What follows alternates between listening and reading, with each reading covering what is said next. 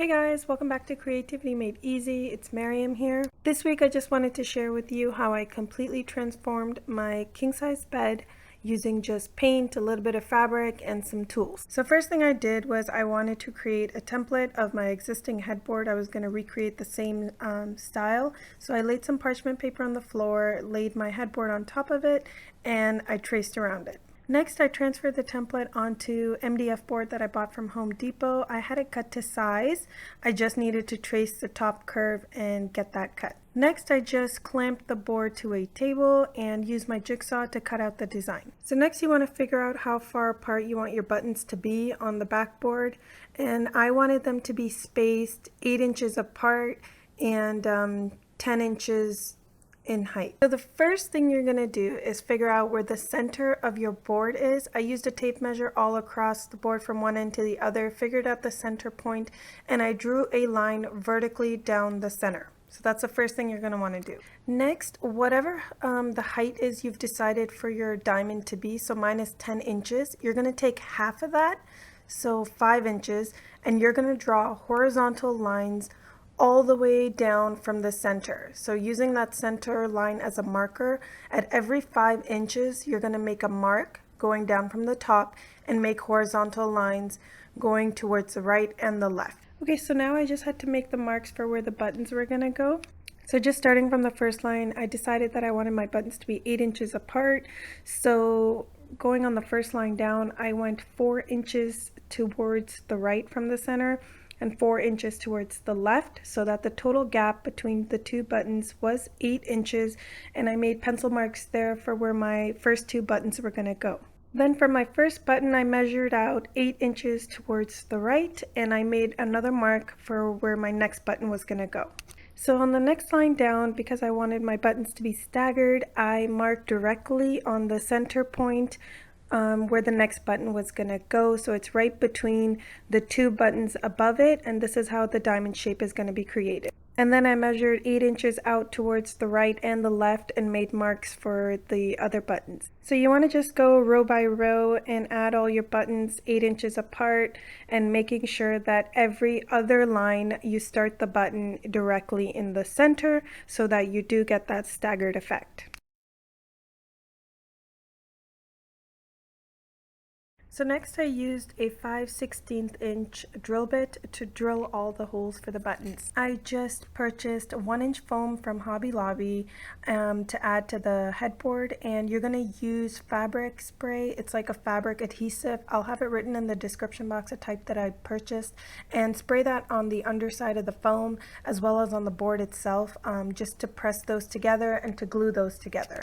And I would really recommend using 1-inch foam instead of like the 1/2-inch foam or the egg carton foam that you can get from Walmart, because finished product with those doesn't look as expensive and nice. So be sure to get the 1-inch foam. Next, I cut off all of the excess foam using my jigsaw. So now, of course, we can't see where any of our marks are for the buttons. So what you're going to want to do to see those is take a needle. So I bought like 3-inch or 4-inch needle from Walmart. Put that on the underside of your board where you had drilled the holes. Poke that through up top so you can see it through the foam, and then use a permanent marker. I use black just to mark where that needle came through, and then go ahead and do that for the entire board so that you can see where all the marks are going to be for your buttons. Next, you're going to use a 1 1/4 inch diamond drill bit to drill out holes in the foam for where your buttons are going to later go. Next, I added a layer of batting to the foam on top, and I secured it in place using that same fabric adhesive that we had used earlier. And any of the excess batting I used on the sides, and I stapled it to the bottom of the board and then cut off the excess with scissors. Next, I just cut some small slits wherever the buttonholes were, just so that the batting wouldn't be in the way later on when we go to add the buttons. So next, just lay your choice of fabric on your headboard and set that aside because it's time to make the buttons. So I bought about like 5 or 6 packs off of Amazon, 3/4 inch button size, and the instructions are on the box. They're super easy to make, and I made about 70 buttons for this king size headboard. So now it's time to do the tufting on the buttons, and the actual product that you're supposed to use is 2-pound nylon tufting twine, but that's like $70 on Amazon. and I didn't want to spend that much money on thread itself. So I used, in this video right here, I was using regular upholstery thread, and it kept snapping and breaking on me, so that was really frustrating.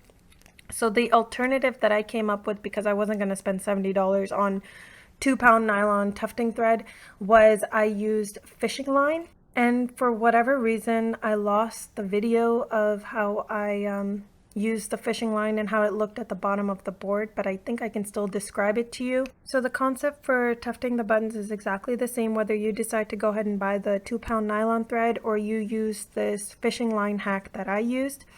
The first thing you're going to do is put one end of the thread or line through the bottom of the button, and then bring the two pieces of thread together and fish that through the eye of the needle. Then you're going to use your needle to poke through the fabric and the hole that you had drilled for the button, and bring the fishing line or the thread, whatever you're using, to the other side. So I did lose the footage for this, but if you are using nylon thread, then all you do is bring it to the other side and staple it in place like this. And if you're using the fishing line like how I did, what you're going to do is bring it to the other side. And I used excess fabric that I had left over, and I just used a glue gun to glue both of the pieces to the fabric. And when the glue had dried, I pulled on it and then stapled it into place, and it worked just great. And I made this bed maybe about 2 months ago, and none of the buttons have popped out. So I know that this fishing line method does work, and it's been working for me, and none of the buttons have snapped as of yet. So I started with the center row, and I just pushed and made indents where all the buttons were going to go, and I actually put them on the fishing line and fished the buttons through the entire middle row, just so that the fabric was being pulled on evenly. At this point, I hadn't stapled anything down at the bottom because I didn't want the fabric to be pulled more towards one end, more towards one button than the other. So evenly put all the buttons in the middle row first, and then when you have, you see that all the fabric is evenly being pulled, then you can start stapling the center button and then moving outwards. After you have the entire center row stapled, you can choose to add the buttons at the bottom first or up towards the top first, but it was my first time doing this, so obviously I wanted to practice towards adding the buttons near the bottom of the bed where they weren't going to be seen as much if I made any mistakes, and then I did the top ones last. So you'll notice when you start on the row directly below the middle row that when you make the indent to add the button directly underneath, it naturally creates those creases, that diamond shape, and it's going to create those folds naturally. So when the folds do form, I would just say that make sure that the folds are going towards the bottom, like you fold them downward, because you don't want, if you fold them upward, it's going to create like a little cup, and dust and things like that, dirt can collect in there. So just make sure to fold the creases downward so that if any debris, anything comes, it does just kind of slide off the headboard. So same thing on the bottom row, I added the button directly underneath between the two buttons above, and then I added the button on the right and left of that as well, just so all the creases and fabric was being pulled evenly. And then when I saw that everything was even, the middle button, I stapled it down and then worked my way out. And then when I moved to the button next to it, I made sure to add another button on the left of that. And then after that was added, then I stapled the button in the center. So you always want to keep adding buttons on the right and left so that all the creases are even, and then staple the button in the center. So when you get to the corners, just to get rid of all that excess fabric, what you're going to do is cut through the batting and the foam. You can use a utility knife or scissors and just cut a straight line from the button all the way to the end of the board, and then it's going to create like a crease where you can fit all of the fabric in, and just put all the fabric in there and just staple it to the bottom of the board.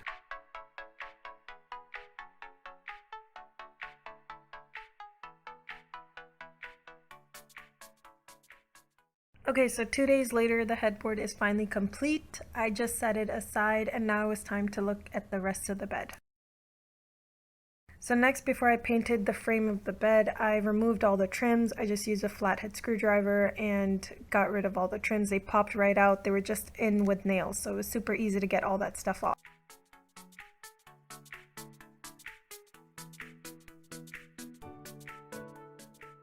Then I did 2 coats of chalk paint on the legs, sides, and the foot of the bed.